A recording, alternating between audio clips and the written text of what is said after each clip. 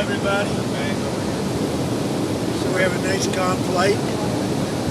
I think the trip was great. We had a lot of good response, even from the fake news. And I think Greenland's going very well. It's in negotiation.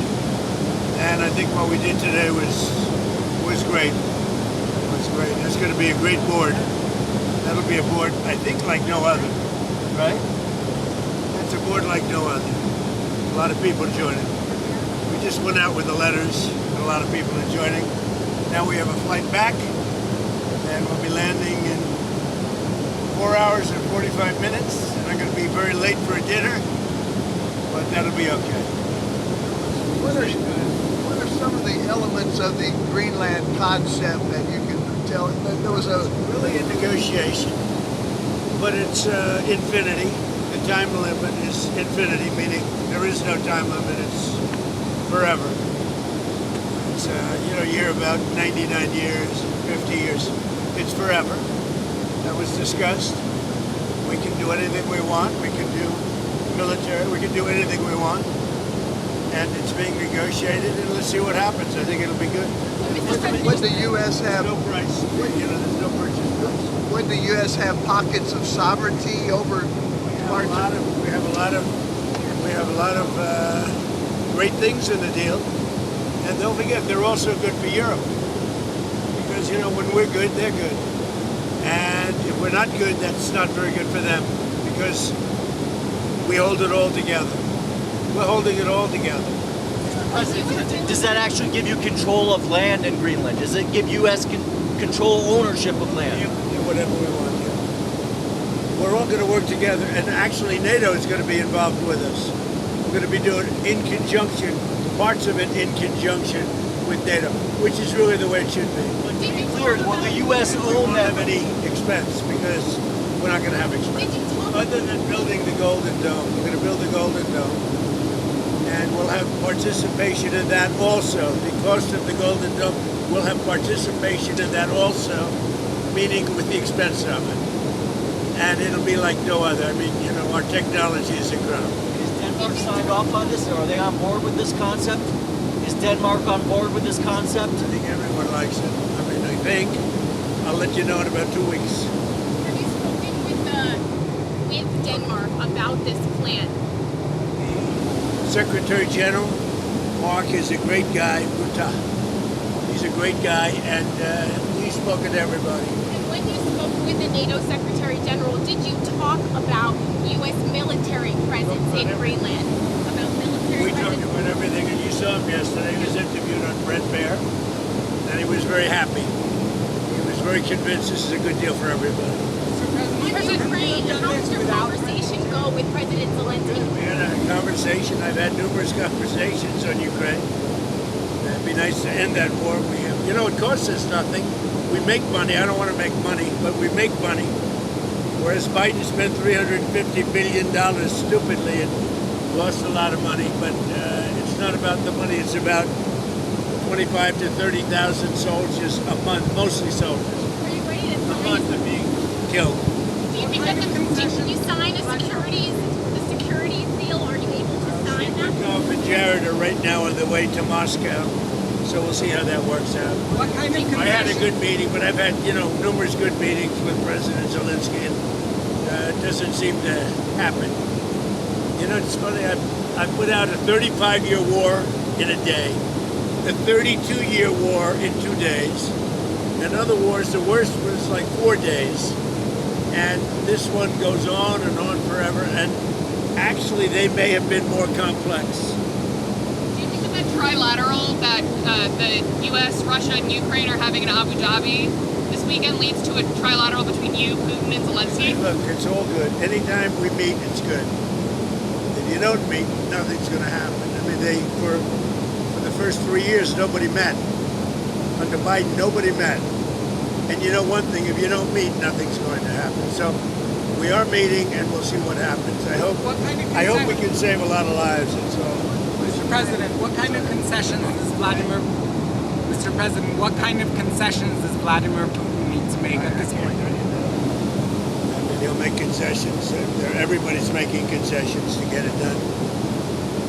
Europe is going to be a part of it. It's got to be a part of it. Look, it's more for Europe than for me. I mean, I'm doing this more for Europe than for me. I'm doing it to save lives, number one. I'm doing it secondarily for Europe. I'm not doing it so much for the it doesn't affect us very much. Other than the loss of lives, you know, we're not affected by this. You know, it's thousands of miles away. We're separated by an ocean. But I have an ability to get things done like this, and we'll see if I can get it done. I mean, it would never have gotten done. I thought Putin wanted the whole thing. Maybe he does, but he's not gonna be going there unless we don't make a deal. But we had a good meeting today with President Zelensky. I think a very good meeting. What's the main holdup? What's the main holdup to getting a deal? The main holdup is the same things that have been holding it up for the last year. Look, this is a war. This is Biden's war. This isn't my war. This is a war that should have never happened. But it's complex because you have beats and bounds. You have streets. You have rivers. You have everything. You know, where does it end? So it's a little bit complicated. But I've had that in 5 of the other wars. You know, there are beats and bounds. It's a location. It's boundaries. And I got them done fast in days. And this one is just going on. You know, what's happened here is there were times when Putin didn't want to make a deal, times when Zelensky didn't want to make a deal, and it was like opposite times. Now I think they both want to make a deal, but we'll find out. Did something change that makes you think that Putin and Zelensky now are serious about it? I don't make any predictions. There are no changes. I think that President Putin would like to make a deal. I think that President Zelensky would like to make a deal. What did Zelensky say today? I mean, he came all the way there to meet you. What did he say? He said he'd like to make a deal. I mean, you know, there's not much you can say. People know the parameters. It's not like, you know, we're discussing things that have been discussed for 6 or 7 months, and he came and he said he wants to make a deal because I wasn't necessarily sure. I think he should want to make a deal. It's pretty tough. It's really tough on the people of Ukraine. I'll tell you that. Mr. President, back. How they live without heat, where it's 20 degrees below zero. You know, it's very cold. That's a colder climate for the most part than Canada. And they live without heat. I asked him, I mean, how do they do that? And he gave me an answer. It's pretty amazing what they do to live. It's no way to live. Yeah. Back to Greenland. Can you elaborate more on just, we're trying to understand what exactly the concept is here. Is the U.S. going to actually take ownership of it? We'll have something in 2 weeks. There's a good spirit to get something done, and we have to have a strong freedom. We have to have the ability to do exactly what we want to do. We have a great military. I built a great military. I did this in my first term. And continuation, big continuation. I think what we did with the defense companies was very important too, because we need things faster. We have the best weapons in the world by far. We showed that last week with Venezuela. We have the best weapons in the world. We have to make them faster. How would it be any different than the current situation? The U.S. can... Much different, much more detailed, much more generous to the United States. It's a much more generous deal. It has to be. And we're building a Golden Dome, and you see the way it works. That is so much better for us and for Europe to have that piece of ice covered by the Golden Dome. You mentioned Venezuela. You've expressed optimism in your relationship with Delcy Rodriguez. Are you inclined to let her stay in power? Well, right now they're very strong leadership. I mean, they're showing very strong leadership. I also spoke with Maria today, and you know who I like a lot. But Delcy's shown very strong leadership so far, I have to say. And we're moving in, you know, to the United States, millions of barrels of oil as we speak. You know that. You see it. You see what's happening. Over 50 million barrels of oil is already moved or moving into the United States, and much more to come. And we're working with them, and they'll get some of that, and we're going to get some of that. And it'll be divided up, and our country will become richer, and that means our taxes are going to be going down, and and they will do better. Venezuela is going to do better than they've ever done. So if that continues, Even with us, taking a very fair piece of it, Venezuela will do better by far than they've ever done. Going to be very rich, and she has done a very good job. Have you spoken with Jamie Dimon since the lawsuit? No, I haven't spoken to him. No, he debanked me. So we'll see if that means anything, but I think it should. You shouldn't be debanked. You get debanked if you don't have money or if you default and you have this great company, and all of a sudden I was told, no, you can't do that. It's so wrong.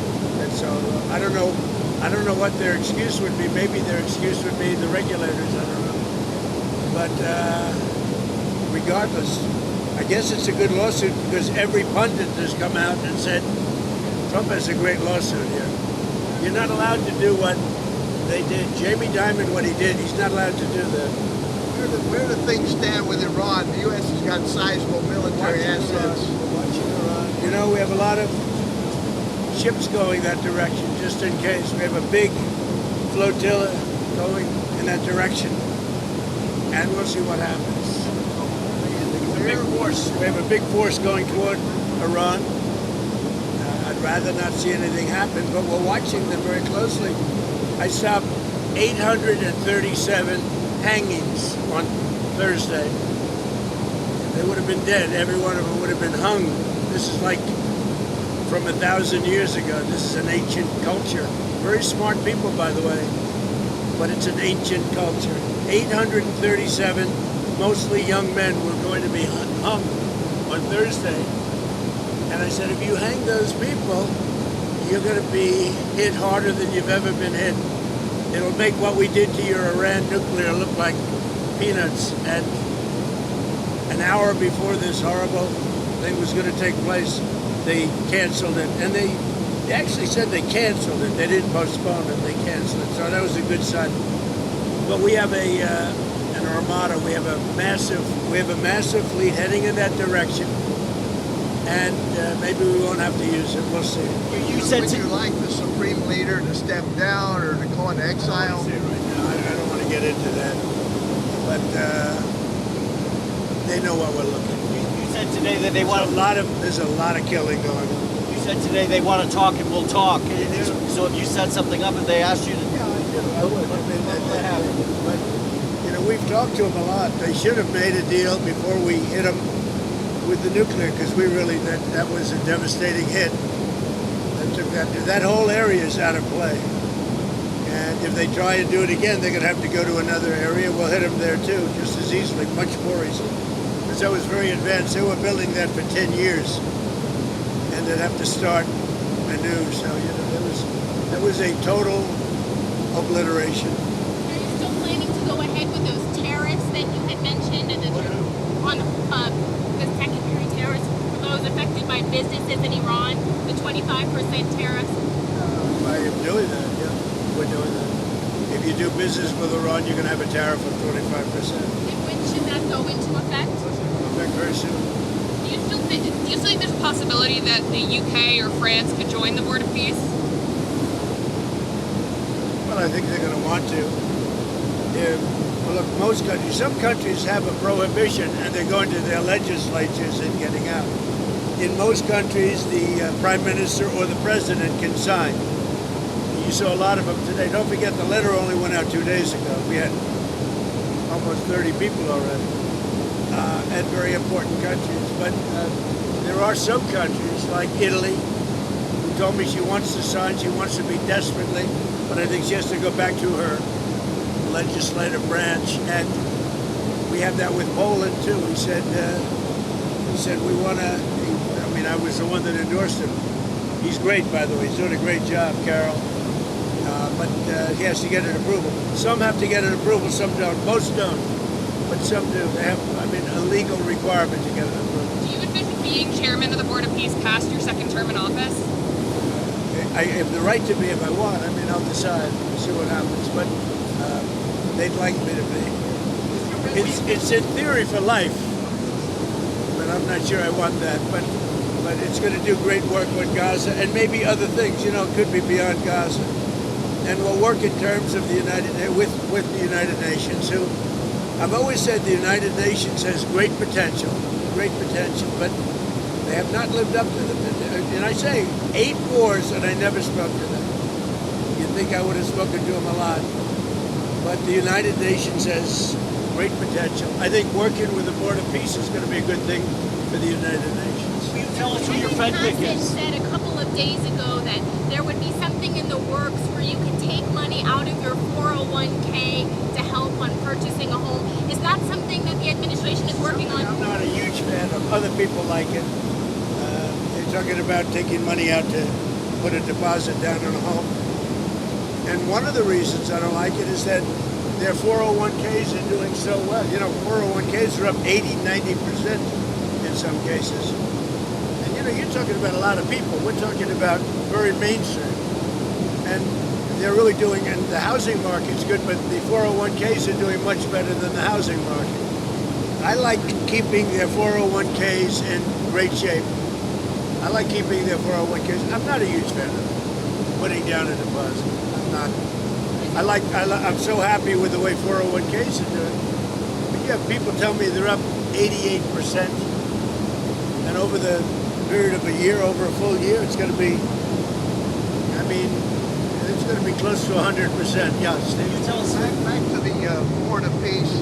Some of the countries I think the permanent members contributed $1 billion.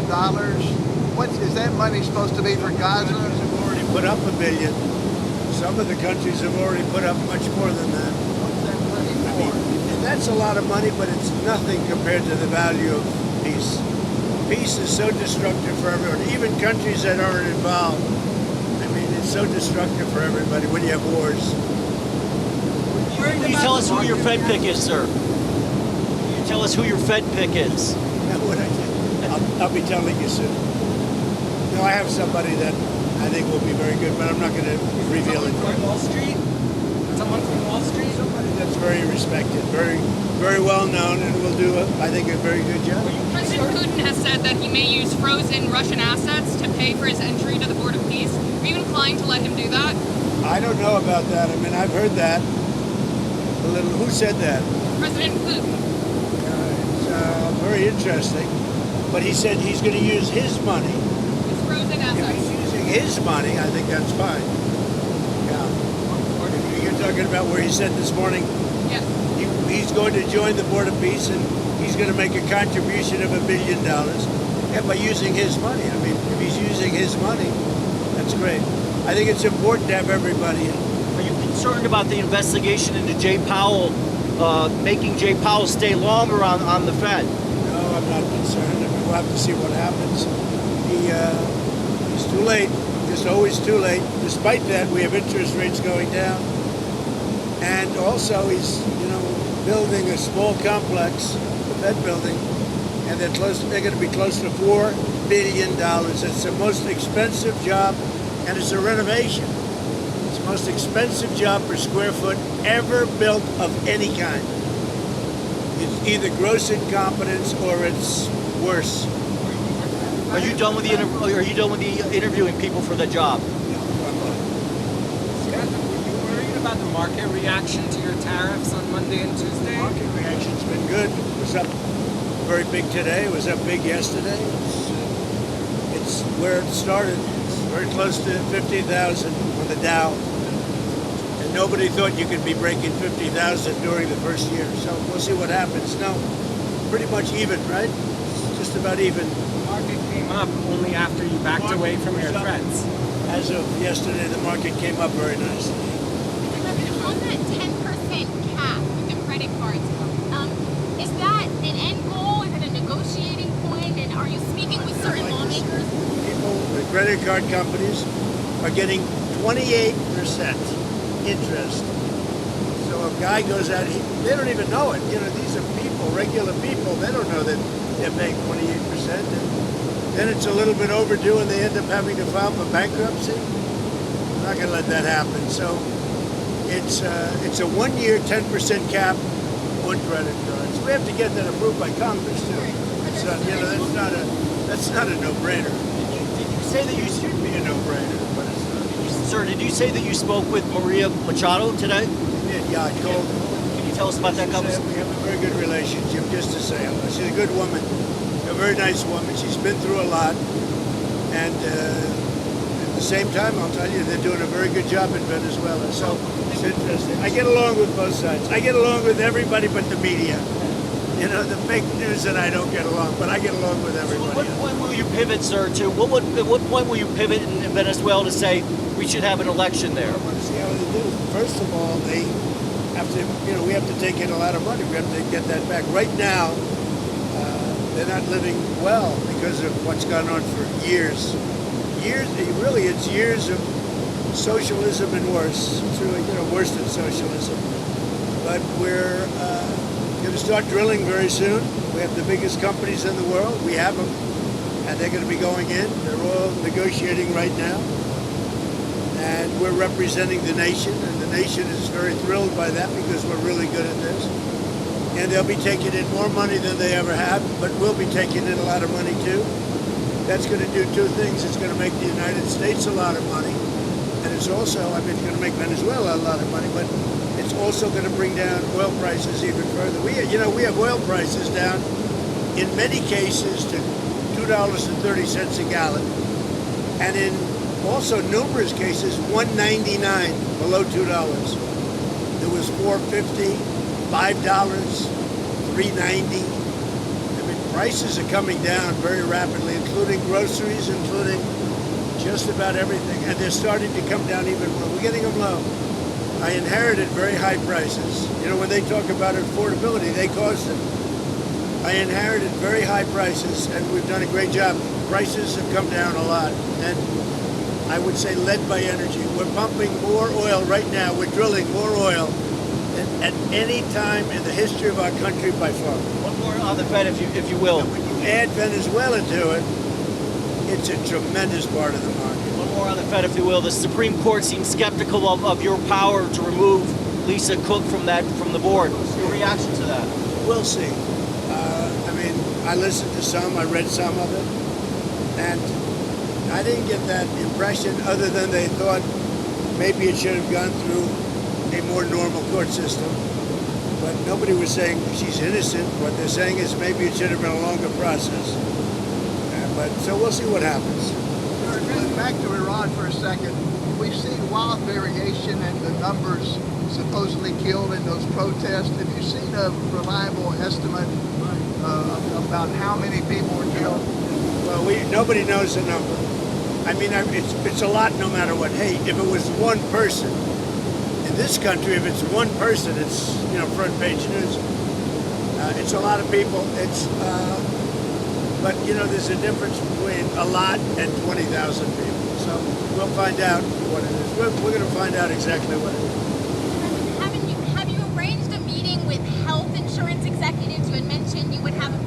When will that be taking place? With the biggest company, yeah. We have. What I'd like to see is that the money is paid not to the health insurance or not to the insurance companies, directly to the people into a healthcare account, savings account. And the people buy their own healthcare. Now, the Democrats don't like that because they're owned by the insurance companies. The Democrats are owned by the insurance companies. Obamacare, and I said this for a long time, Obamacare was set up by the insurance companies. They made a fortune.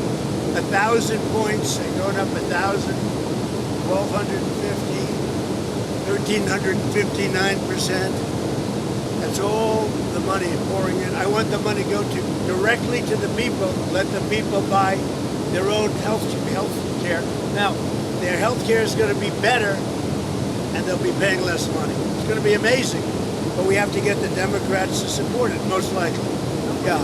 You're going to Iowa on Tuesday. What's your message there ahead of the midterm elections? Great to the farmers. The farmers have been great. I helped them out when we were going through the difficulty with China, which we solved. China's buying a lot of product right now, as you know. But while we had that negotiation, and I gave them, billions of dollars, and they were very happy. The farmers like Trump, and I like the farmers. I won their vote I won almost all aspects of look at the auto workers, how well I did with the Teamsters, the auto workers. But the farmers have been very special to me, very successful. All 3 terms. I won it all the time. So I think they're really happy, the farmers, with what's happening. You've expressed some concern, though, about the midterm elections. My only concern is that presidents never win. You know, what is it, 2 times in 50 years? Democrat or Republican. Even, I mean, nobody had a better first year than I did. Look at what we've done. We have the greatest economy in the world. We have the greatest investment in a country in history by many times. Nobody's ever had that. Think of it, $18 trillion. We have thousands of businesses being built right now. And they're going to be opening soon, and it's going to be amazing. Also, the great big beautiful bill kicks in now, you know, now and over the next couple of months. That's going to have a huge impact when you have no tax on tips, no tax on Social Security, no tax on overtime. That's going to have a huge impact. Also, the 1-year depreciation is big for businesses. They're going to have to hire a lot of people. So I don't think there's ever been anything like it. I think we have a great country. We have a country back. We were a dead country, and now we're great. How much travel are you going to do this year, campaign travel? I'm going to do a lot of campaign traveling. I hate to tell you guys, but it's going to keep you employed. Now, we're going to work hard. I mean, the only problem with that question is, for whatever reason, it's a deep down psychological reason, sitting presidents that won, even that won big, we won big, all 7 swing states, a popular vote, sitting presidents don't seem to do well in the midterms. I guess over a 50-year period, they won twice. So I don't know what that is. That's something down deep. You'd have to ask a psychiatrist about that. But we should do great. We won the election big. The border is now great. The border is the best we've ever had. The border is the best there is anywhere in the world. Look at some of the European countries, what happened. They wish they had our border. And they tell me that openly. They wish they had our border. And they have to do something about immigration. Mr. President, how many times do you think you'll meet with the Chinese president this year? I'm going to make a trip. I'm going in April. He'll come toward the end of the year. And I look forward to seeing President Xi. I've always had, his wife is fantastic. He's an amazing guy. And I've always had a great relationship. President Xi of China. Always had a great relationship with him. It was a very strained relationship during COVID. But now it's an excellent relationship. Look, you see that. Look at all the farm product they're buying now. The soybeans, they're buying a lot of soybeans. And that makes our farmers happy. And that makes me happy. Thank you very much, everybody. Thank you. We saw the bruising on your hand. Are you okay? Very good. You good? I clipped it on the table. So I put a little, what do they call it, cream on it. But I clipped it. I would say take aspirin if you like your heart, but don't take aspirin if you don't want to have a little bruising. You know, if you take I take the big aspirin. And when you take the big aspirin, they tell you you're bruised. The doctor said, you don't have to take that, sir. You're very healthy. I said, I'm not taking any chances. So anyway, but that's one of the side effects of taking aspirin. Thank you very much, everybody. Appreciate it.